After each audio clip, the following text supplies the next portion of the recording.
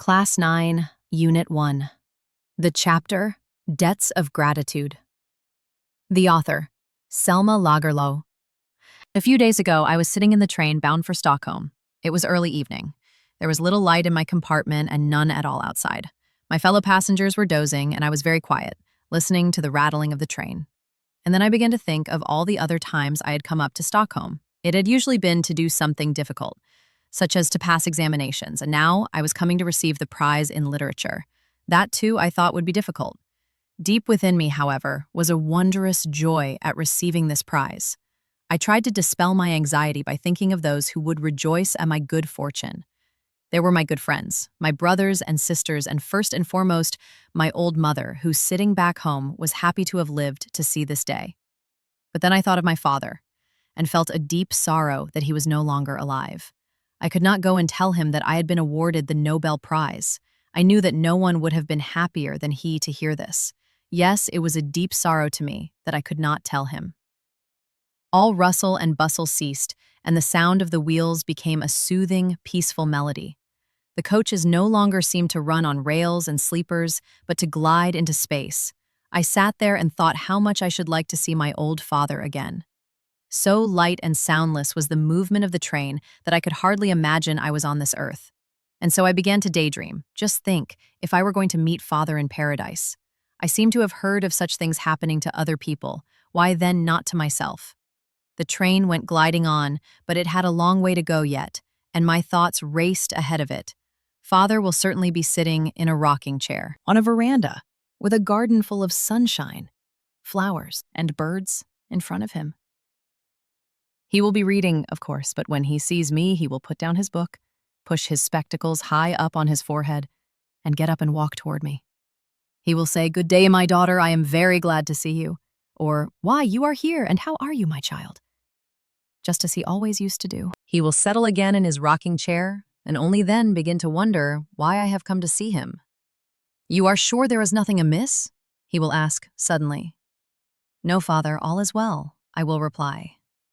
But then, just as I am about to break my news to him, I will decide to keep it back just a while longer and try the indirect approach. "I have come to ask you for advice, Father," I will say, "for I am very heavily in debt." "I am afraid you will not get much help from me in this matter," Father will reply. "One may well say of this place that it has everything except money." "Ah, but it is not money that I owe. Do you remember how you used to play the piano and sing Bellman's songs to us children?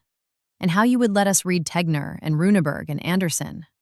It was then that I first fell into debt. Father, how shall I ever repay them for teaching me to love fairy tales and sagas of heroes?" Father will straighten up in his rocking chair, and a look of wonder will come into his eyes. "I am glad that I got you into this debt," he will say. "Yes, you may be right, Father. But then, remember that that is not all of it. Think of those poor, homeless vagabonds who used to travel up and down, playing the fool and singing all those songs. What do I not owe to them, to their mischief and mad pranks? And the old men and women sitting in their small gray cottages, telling me wonderful stories of water sprites and trolls and enchanted maidens. It was they who taught me that there is poetry in hard rocks and black forests. And I am in debt not only to people, there is the whole of nature as well. The animals that walk the earth, the birds in the skies, the trees and flowers, they have all told me some of their secrets. Father will be as carefree and relaxed as he used to be. "Never fear, child, there is a remedy for your trouble. I don't think, Father, that you really understand how hard it is for me. I am also in debt to my readers.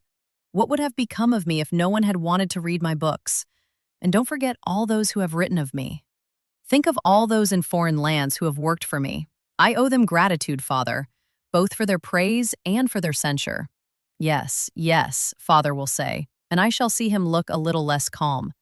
"Remember all who have helped me, Father," I shall say. "Think of my faithful friend, Iselda, who tried to open doors for me when no one dared to believe in me. All the love that has come to me, the honors, the distinctions. Do you not understand now that I had to come to you to ask how such debts can be paid?" Father has lowered his head and does not look so hopeful anymore. "I agree, daughter. It is not going to be easy to find help for you, but surely there is nothing more you owe anyone. Yes, Father. I have found it difficult enough to bear all that I owed before, but my biggest debt has not yet come. That is why I had to come to you for advice. I cannot understand how you could owe still more, Father will say.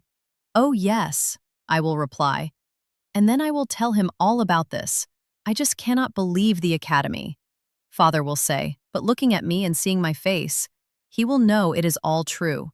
And then every wrinkle in his face will tremble, and tears will come into his eyes. Think, Father, it is not only honor and money they are bestowing on me. They have shown that they have trust enough in me to single me out before the whole world. How shall I repay this debt? Father will sit, and still no words will come as he thinks. Then, drying tears of joy from his eyes, he will bang down his fist on the arm of the rocking chair and say, I will not rack my brains about problems that no one in heaven or on earth can solve. I am too happy that you have been given the Nobel Prize to worry about anything.